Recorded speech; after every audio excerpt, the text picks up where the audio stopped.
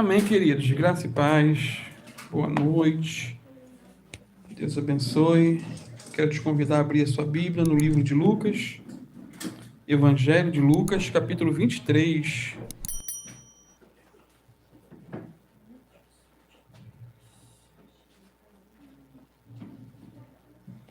Evangelho de Lucas.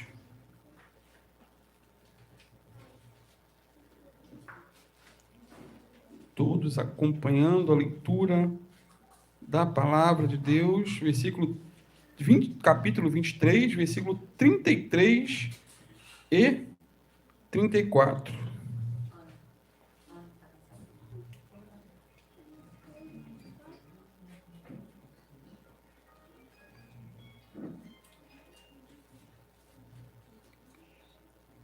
Amém? Amém. Todos acharam mesmo, até as crianças? Que bênção, hein? Olha. Eu que estou perdido aqui, achei. Diz assim, queridos: e quando chegaram ao lugar chamado A Caveira, ali o crucificaram, e aos malfeitores, um à direita e o outro à esquerda. E dizia Jesus: Pai, perdoa-lhes, porque não sabem o que fazem. E repartindo as suas vestes, lançaram sortes. Pai, em nome de Jesus, mais uma vez, fala com a tua igreja, Pai. O Senhor sabe o que precisamos ouvir, o que necessitamos ouvir, e não o que queremos ouvir, Pai. O Senhor conhece cada coração aqui, o Senhor conhece cada indivíduo em detalhes. E eu peço, transforma míseras palavras em unção e poder para quebrar corações de pedra, Pai. Em nome de Jesus. Amém. Os irmãos podem sentar-se. Amados, nosso Senhor Jesus, ele foi crucificado numa sexta-feira, às 9 horas da manhã, como bem relata os evangelhos. E ele ficou na cruz até as 15 horas, ou seja, 3 horas da tarde. Foram 6 horas de dor, 6 horas de vergonha, desprezo, zombaria, escárnio, 6 horas sendo ridicularizado. A morte por crucificação, ela era indescritivelmente horrível, terrível, inimaginável. Ela incluía vários tipos de sofrimentos, todos juntos, como cãibras, pode ser, cãibra, sede, insônia, febre, vergonha pública, o crucificado ficava nu, tormentos prolongados e outros. A cruz era utilizada para punir escravos rebeldes, criminosos violentos, subversivos políticos. Para eles era esse tipo de condenação. A pessoa condenada a esse tipo de morte, muitas vezes, ficava até 3, 4 dias agonizando, pendurada, sofrendo. A crucificação não era uma forma de pena capital para os judeus, mas era inventada e foi criada pelos romanos. E era considerada tão infame, tão vergonhosa, que esse tipo de morte não podia ser aplicada a um judeu. Ou melhor, a um romano. Mas a outras nações, sim. Outros povos, mas não a um cidadão romano. Tanto é que Paulo, como cidadão romano, ele não foi crucificado, mas foi decapitado. É uma morte menos pior. Então, somente a escória da humanidade aos escravos, criminosos, os mais indignos e subversivos políticos é que encaravam a cruz. Eram condenados a esse tipo de morte. Mas Jesus não era escória da humanidade. Jesus não era um escravo, não era indigno, e muito menos Jesus era um subversivo político, né? Um conturbador, um perturbador da ordem social. Não. Ele estava ali na cruz, pagando a nossa dívida, sofrendo por nossos pecados. Isso porque, queridos, na cruz, Jesus foi abandonado pelo Pai, temporariamente. Lembra da frase? Deus meu, por que me desamparaste?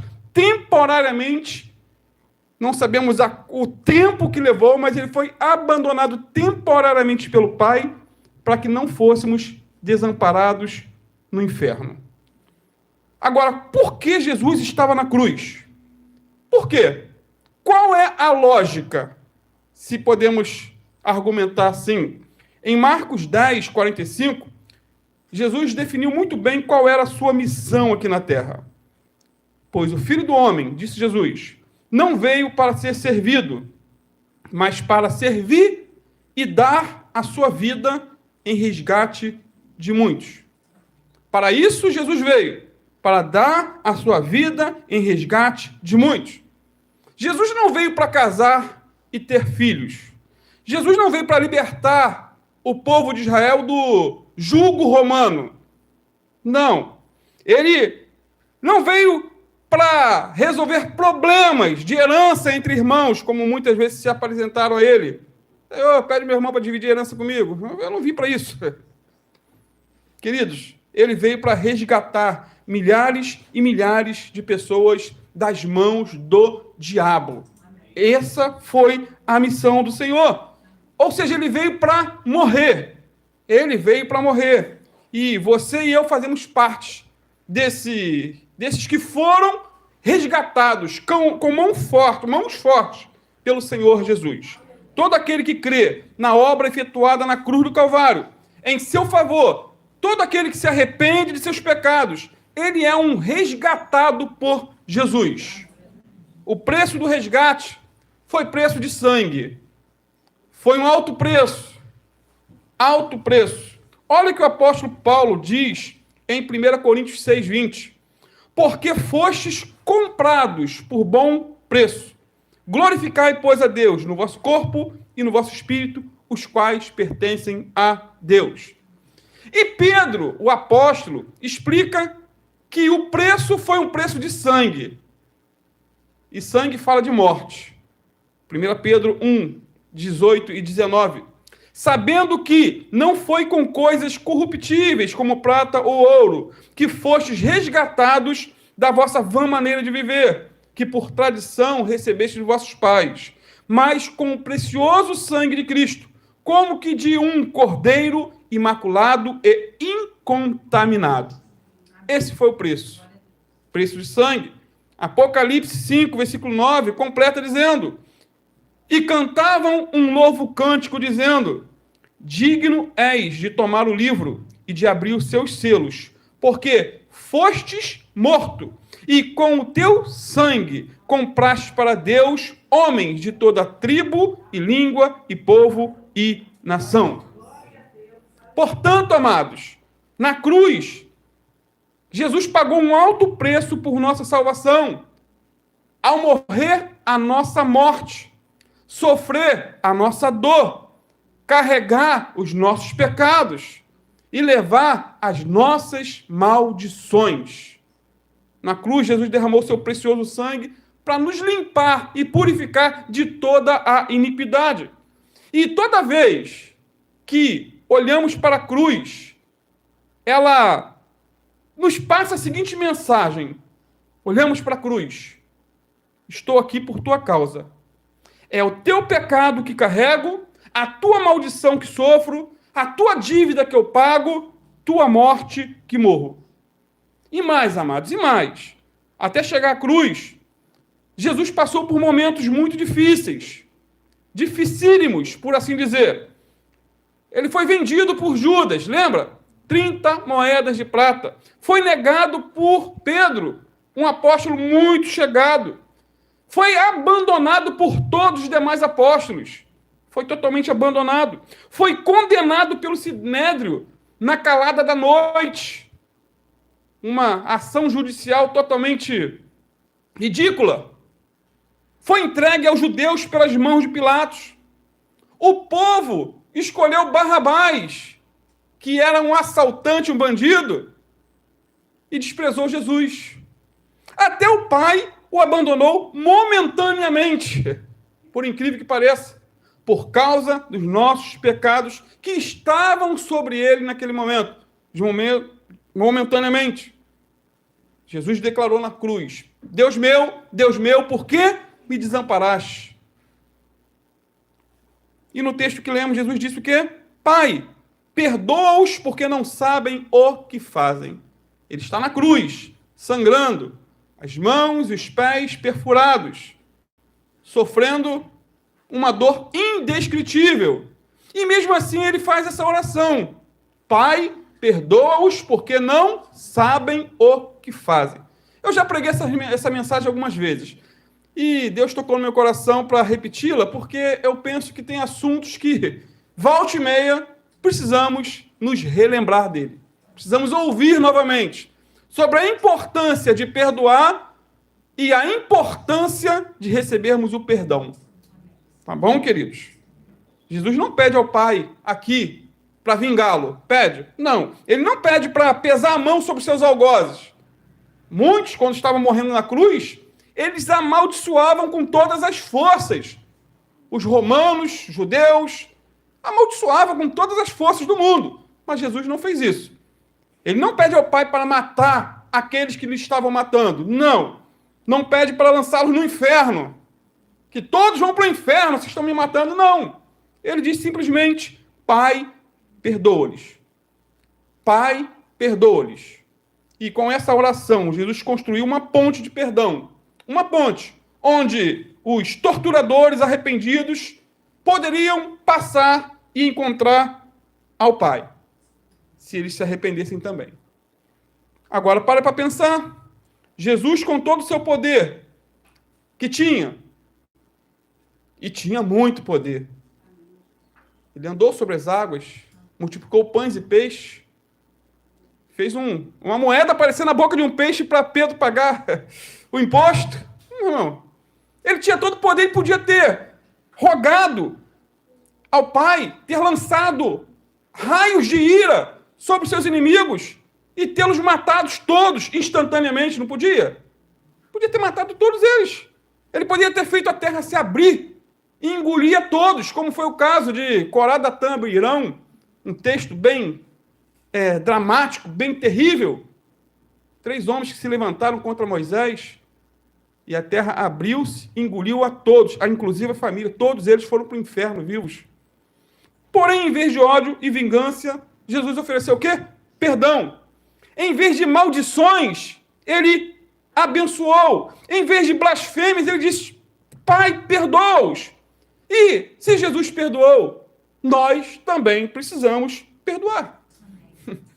Precisamos seguir os seus passos, por assim dizer. 1 João 2,6. Aquele que diz que está nele. Aquele que diz que é cristão. Aquele que diz: eu estou caminhando para o céu. Aquele que diz que está nele. Nele quem? Em Jesus. Deve também andar como ele andou. Perdoar como ele perdoou. Viver como ele viveu. Amados, perdoar sempre foi e sempre será o melhor caminho. Ainda que seja um caminho difícil. Porque não é fácil perdoar. Não é fácil. Perdoar não é uma opção segundo a Bíblia, mas um mandamento. Não é um sentimento, mas uma decisão. Eu decido perdoar. Quem não perdoa não pode ser perdoado. Eis a questão. Quem não perdoa não pode ser perdoado. Quem não perdoa está na contramão da vontade de Deus. Perdoar é deixar aquele que nos ofendeu, nos prejudicou e nos traiu ir em liberdade. Difícil. Difícil. Corrie ten Boom, já contei essa história, foi uma cristã que sofreu horrores no período de Adolf Hitler, Segunda Guerra Mundial. Sofreu horrores. Ela, juntamente com a sua irmã Betsy, elas ficaram longo período nos campos de concentração, não tendo o que comer, sendo mordidas por ratos. Uma coisa deplorável, terrível. E ela viu a sua irmã, a Corrie ten Boom, viu a sua irmã Betsy morrer dentro do campo de concentração. E depois que terminou a Segunda Guerra Mundial, ela foi liberta. e passou a pregar em várias partes do mundo. E o tema predileto dela era sobre o perdão. Temos que perdoar os nossos inimigos, temos que perdoar os nazistas por tudo que fizeram, temos que liberar perdão, não podemos ter mágoa. E ela pregava sobre isso. Em 1947, ela estava na cidade de Munique, pregando sobre o perdão. Quando ela, ao longe, como eu estou aqui vendo vários rostos, ela notou ali um senhor de cabelos grisalhos que estava com um chapéu na mão. Imediatamente ela reconheceu aquele homem. Era um dos guardas que havia matado sua irmã. Imagina a cena, queridos. Ela pregando, na plateia ali de crentes, muitos crentes, tinha um senhor, já tinha passado anos, que havia sido um instrumento para levar à morte a sua irmã. No final da pregação, esse homem vai até ela, estende a mão e diz: que bela mensagem, gostei da pregação. Você foi muito usada por Deus. E ela falou sobre a importância de receber o perdão, que Deus é misericordioso, que perdoa. E ele falou: olha, que bom saber que os nossos pecados estão todos lançados no fundo do mar.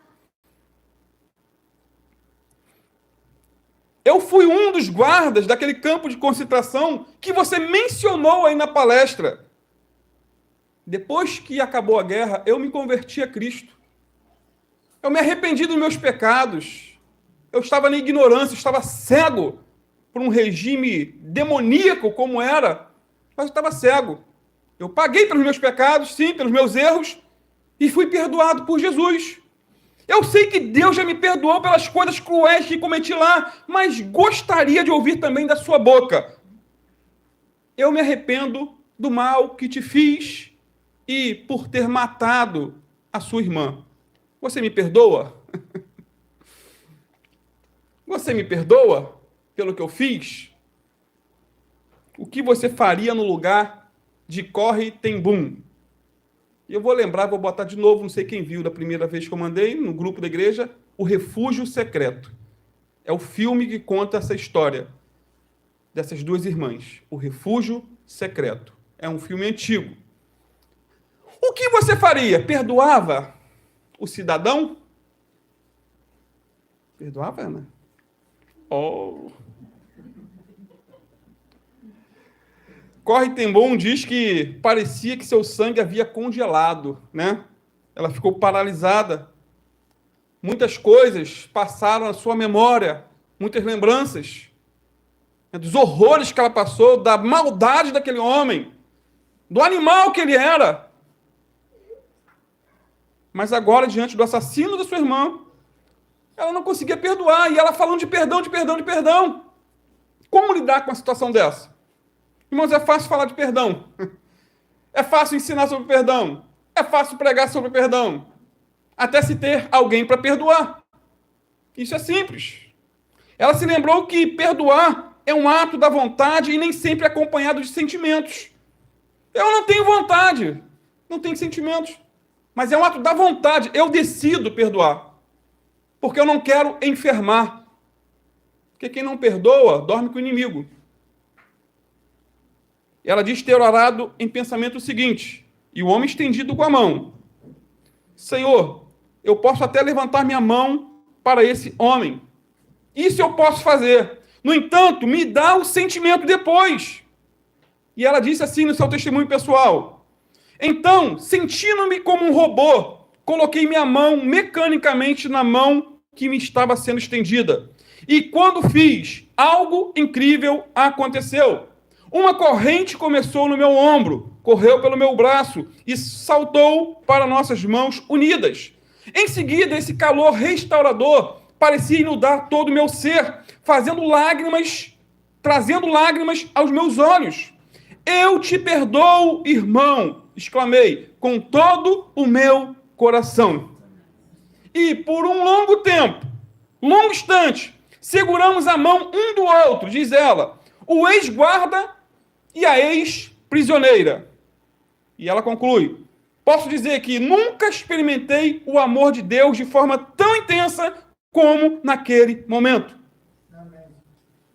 Incrível, né, queridos? uma das frases mais impactantes que Corrie ten Boom escreveu, diz assim: o perdão é a chave que abre a porta do ressentimento e as algemas do ódio. Ele quebra as cadeias da amargura e dos grilhões do egoísmo. O perdão de Jesus não só tira o nosso pecado, mas torna-nos como se eles nunca tivessem existido. O perdão de Jesus. Agora, você já parou para pensar do porquê Jesus intercedeu por aqueles que estavam matando? Por que Jesus intercedeu? Por que Jesus orou pelos seus inimigos?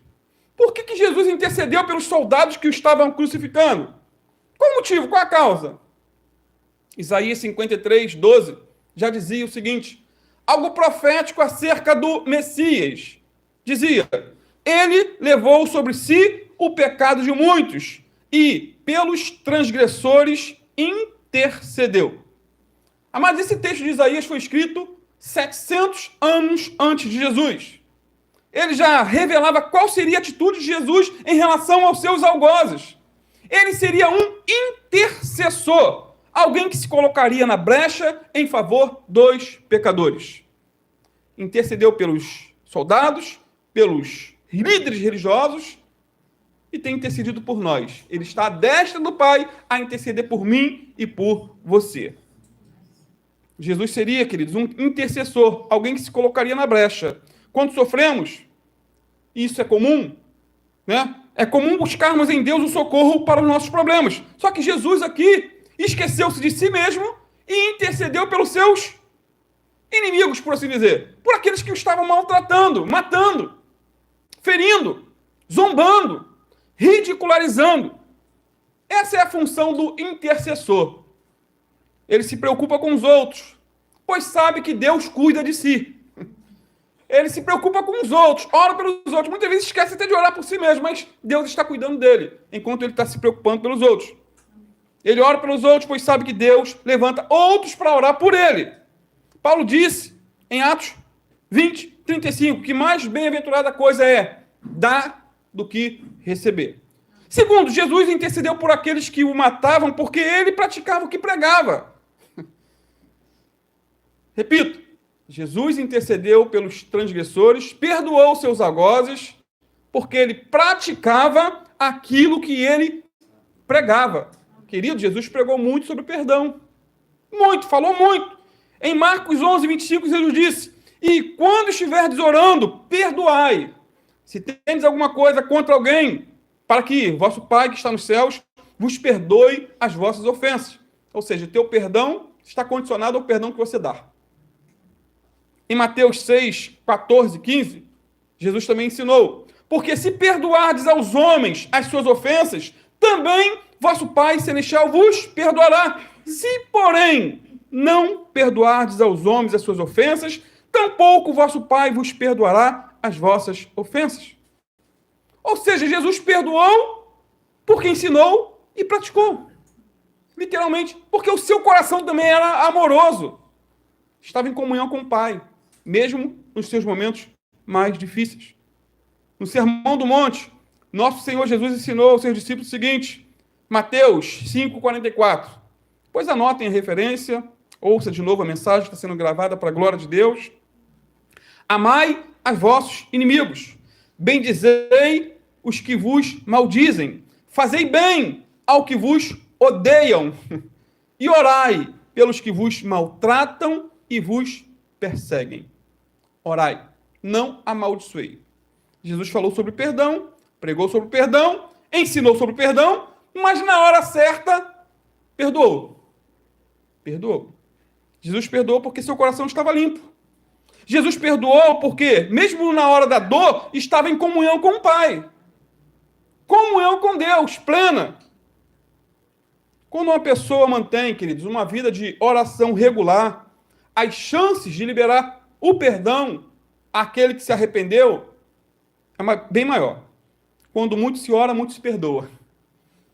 Quando muito se ora, muito se perdoa. Quando pouco se ora, pouco se perdoa. E eu te pergunto nessa noite, você tem dificuldade em perdoar alguém? Se tem, ore mais, jejue mais, medite mais nas Escrituras. Intensifique mais a sua comunhão com um Deus que é perdoador. E você terá vitórias nessa área para a glória de Deus. Então, amados, ao morrer na cruz em nosso lugar e pelos nossos pecados, Jesus abriu a porta do perdão para cada um de nós. A porta está escancarada. Qual a condição? Arrependimento, confissão, quebrantamento, boca no pó. Terceiro, Jesus intercedeu por aqueles que o matavam para nos servir de exemplo. Jesus foi o nosso maior exemplo. Colossenses 3,13 diz: suportando-vos uns aos outros e perdoando-vos uns aos outros, se alguém tiver queixa contra outro. Assim como Cristo vos perdoou, assim fazei vós também. Assim. Quem foi perdoado aqui? Amém. Tem recebido perdão diariamente aí. Assim também, perdoai. É tão prático, né? Tão simples. Se somos cristãos, somos seguidores de Jesus e somos imitadores de Jesus. Paulo, certa feita, disse, se não me engano, 1 Coríntios 11:1, sede meus imitadores, assim como eu sou de Cristo. Temos que imitar o Senhor. Amém. Na dependência do Senhor. A igreja é a comunidade dos perdoados. Comunidade dos perdoados. E assim como recebemos o perdão de Deus, temos que liberar o perdão ao nosso próximo. Efésios 4,32 diz também: sejam bondosos e compassivos uns para com os outros, perdoando-vos, ou perdoando-se mutuamente, assim como Deus perdoou vocês em Cristo. Amém. Quando reconhecemos a intensidade ou a grandiosidade do perdão que recebemos, penso eu que é mais fácil perdoar. Eu ainda agora mesmo estava ali procurando um contato de um amigo que há muito tempo eu não falo com ele, e ele me deu um prejuízo de, no mínimo, R$10.000. E até hoje eu sofro na pele. E eu não tenho mágoa, mas eu falei assim, mas eu cortei o relacionamento. Eu não achei o contato, eu já vou estar procurando para buscar, porque ele era muito amigo no trabalho. E numa declaração de imposto de renda que ele fez para mim, fez errado, me prejudicou, foi uma multa estrondosa, isso está aqui de testemunha, que um amigo dele que trabalha, que me ajudou a resolver o problema, ajudou em parte, parcelou a perder de vista. Todo mês eu pago R$160 de imposto de renda, uma multa. O rapaz fez errado. E eu tenho que perdoar. Não tenho mágoa, mas eu cortei o relacionamento. Eu tenho que declarar para ele, meu irmão, eu te perdoo. Eu já tinha dito antes, mas isso me veio à memória antes de pregar. Eu tenho que entrar em contato com ele, não posso deixar nenhuma mágoa. É melhor ficar com prejuízo do que ir para o inferno. Então, Jesus perdoou no momento mais difícil de sua vida. Há pessoas mais duras da época, corações petrificados. Eu te pergunto, a quem você precisa perdoar?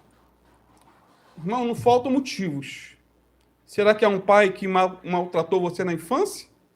Quantas crianças, né? Quantos adultos que foram molestados na infância? Será uma mãe que o abandonou ainda menino? Será um amigo que o enganou? Um esposo ou uma esposa que traiu, abandonou? Não faltam motivos. Será um sócio que te lesou? Te botou na lona? Não, só Deus pode nos capacitar a perdoar. Até porque Cristo, como perdoar a um marido, né? Ou uma esposa que adulterou? Como? Como perdoar? Como perdoar um colega de trabalho que fez e faz de tudo para te prejudicar? Como perdoar um coleguinha da escola que só vive para pisar no teu pé? Para te irritar, te tirar do sério. Como perdoar? Como perdoar o assassino do próprio filho? Olha que situação. Como? Como lidar com uma situação dessa? Irmãos, somente olhando para o Calvário, entendendo o quanto Jesus nos perdoou, é que também podemos perdoar. Lembrando que o perdão que recebemos é o resultado de nosso arrependimento, da nossa confissão de pecados e pedido de perdão. Né?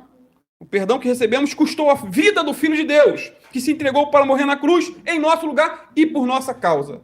Essa é a base do perdão. A terceira palavra em destaque no texto que lemos é porque não sabem o que fazem. Não foi isso que Jesus falou? Pai, perdoa-lhes porque eles não sabem o que fazem. Estão na ignorância.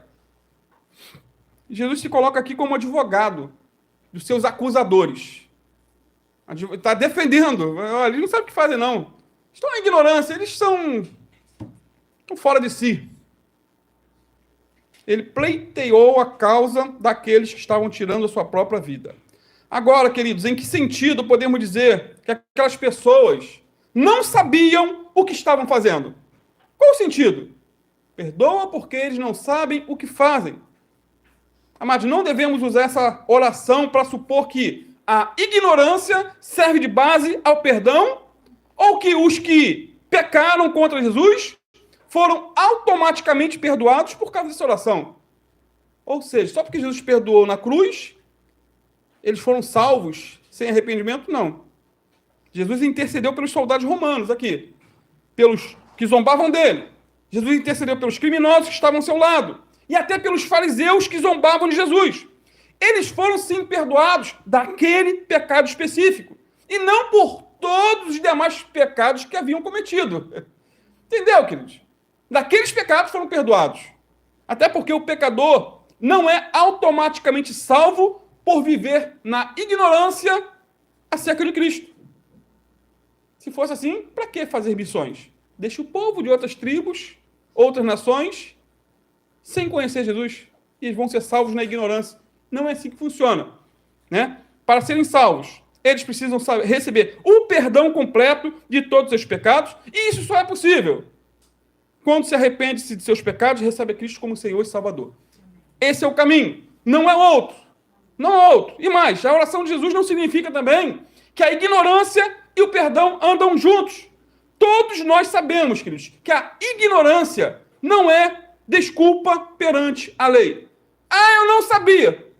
Problema é teu. Você tinha que conhecer a lei. Problema é teu. Por exemplo, o motorista pode ignorar um radar eletrônico, mas se ele exceder a velocidade, ele será multado. Eu sei bem o que é isso. Tem um radarzinho aqui em Vaso que foi 3 multas em um mês. Bom passeio. Ignorei. Vou fazer de conta que não existe. Não, filho, está ali. Aquilo ali é lei.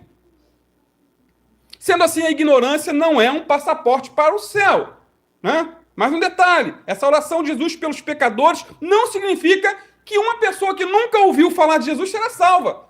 Ah, fulano nunca ouviu. Então, por ser ignorante, não saber o que está fazendo, ele vai para o céu. Já disse, um ímpio no céu seria como se ele estivesse no inferno. Sabia? Imagina, uma pessoa que só viveu no pecado, na imoralidade, na ausência de Deus, não tinha comunhão com o Pai, com o Filho e com o Espírito Santo, e vai para o céu. Um local onde haverá adoração, louvor, presença de Abraão, Isaac, Jacó, Paulo, Pedro. Imagine a conversa de um ímpio lá no céu. Seria um inferno para ele. Ninguém vai para o céu por ser ignorante acerca de Jesus. Ninguém será salvo só pelo fato de ter nascido em países onde Cristo ainda não foi pregado. Queridos, só vai para o céu quem confia em Jesus como Senhor e Salvador. Somente quem recebe ou se reconhece como pecador pode invocar Cristo como Salvador.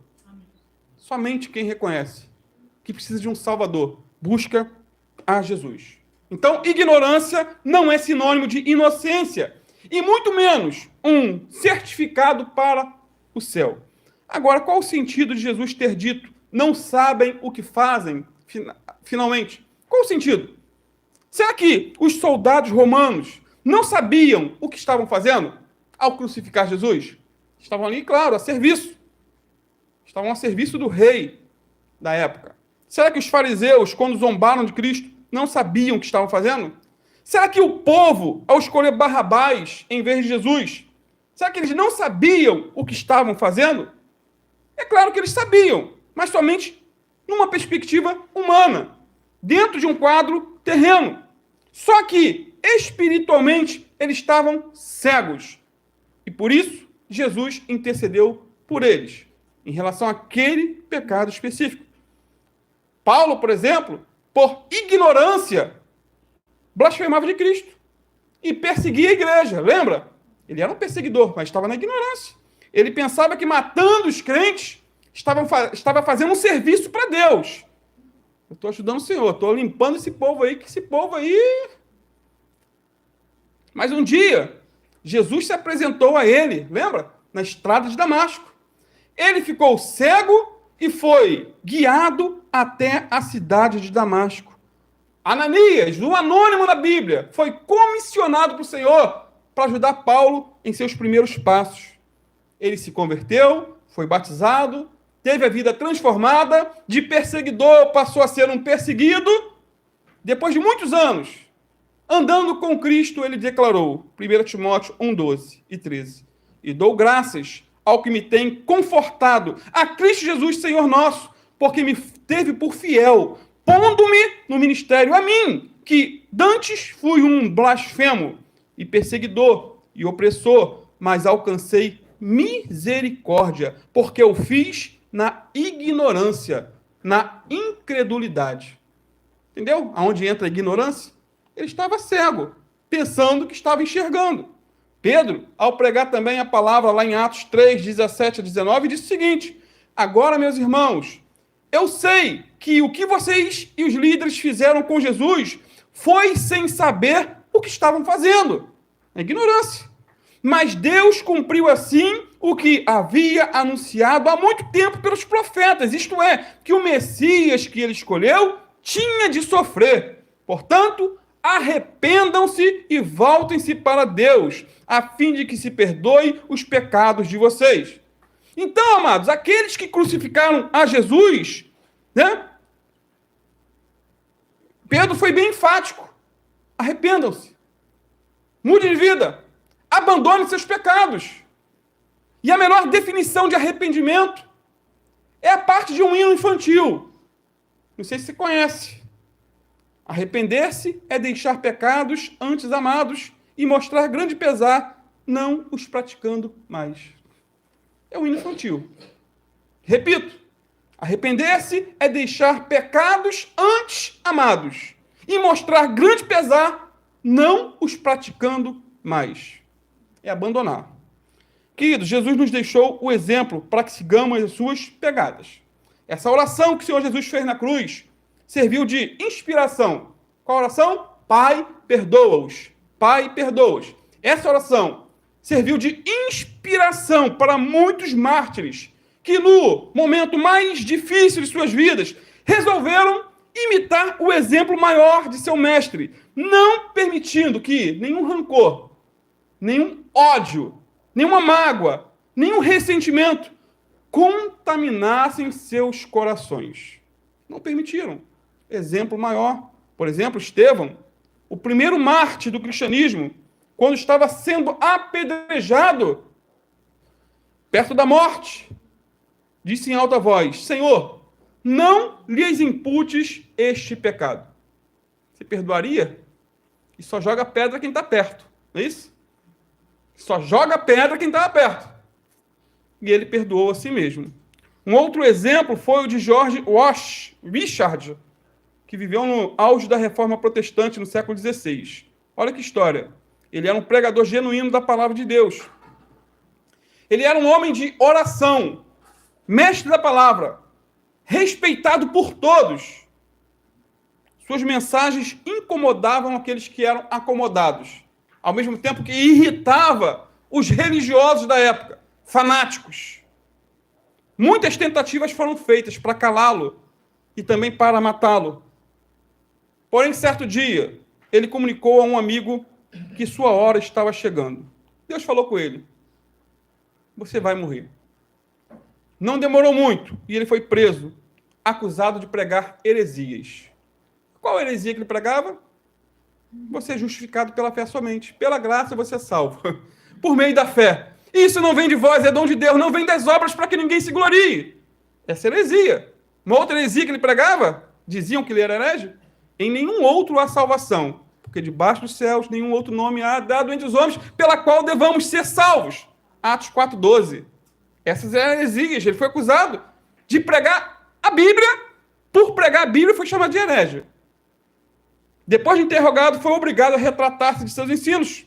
E por se recusar a se retratar, por se recusar a não voltar atrás, a negar a palavra, a negar Jesus, ele foi condenado à morte por enforcamento. Porque a crucificação na época já não existia na Reforma. Se existisse, seria crucificado. Ao chegar ao local da execução, ele orou: ó Salvador do mundo, tenha misericórdia de mim. Pai Celeste, em tuas mãos entrego o meu espírito.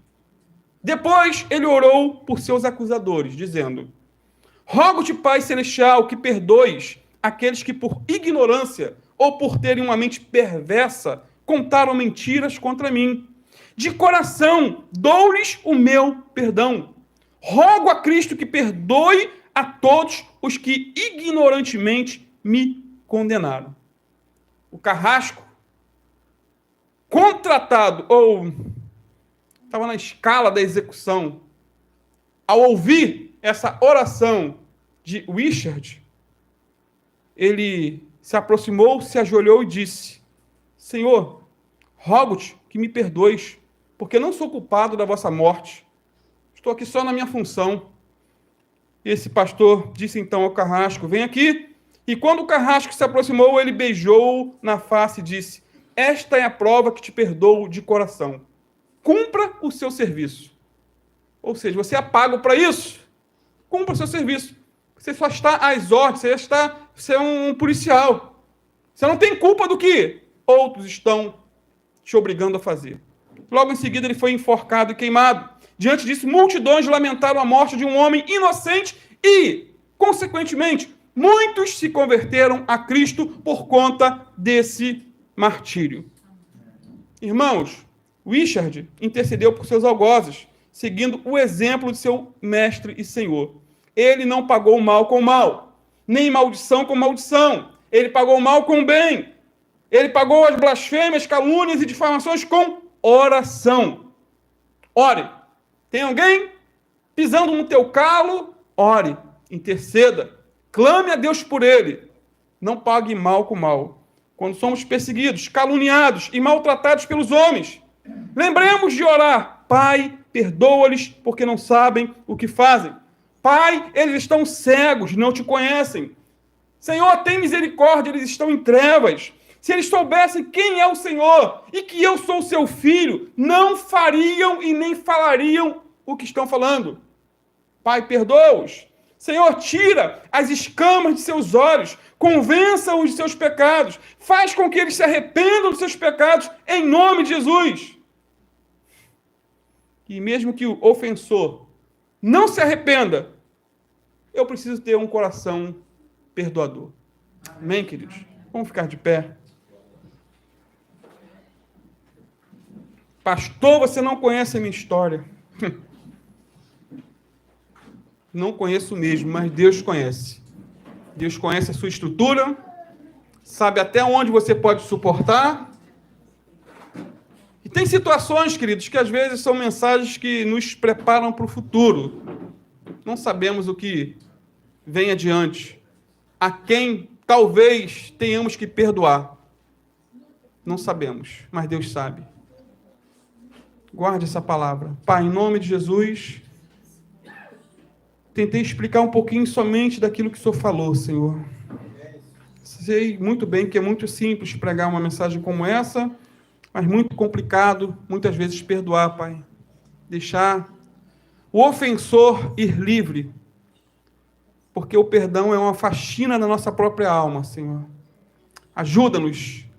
Ajuda-nos, Senhor. Não sei, não conheço a história dos meus irmãos aqui, Pai.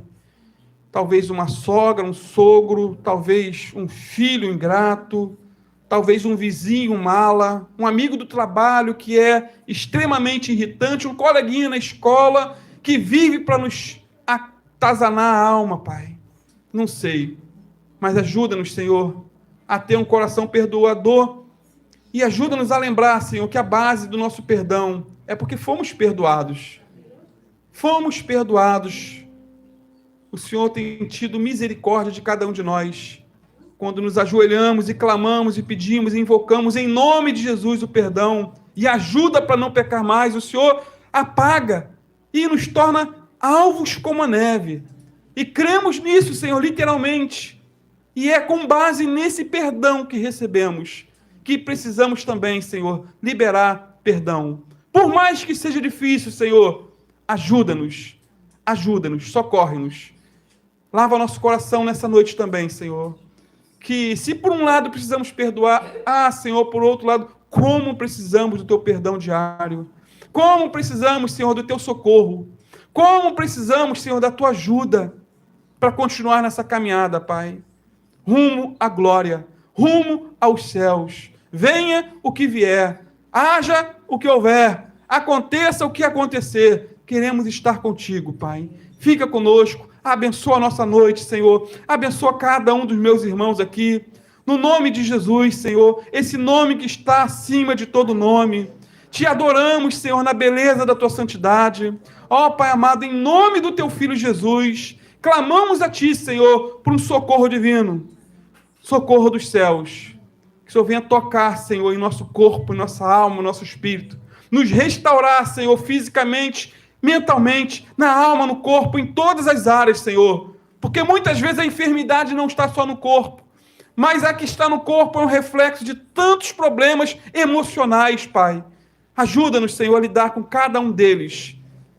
Em nome do teu Filho Jesus. Cobre-nos com o sangue do Cordeiro. Aviva a nossa alma, em nome de Jesus.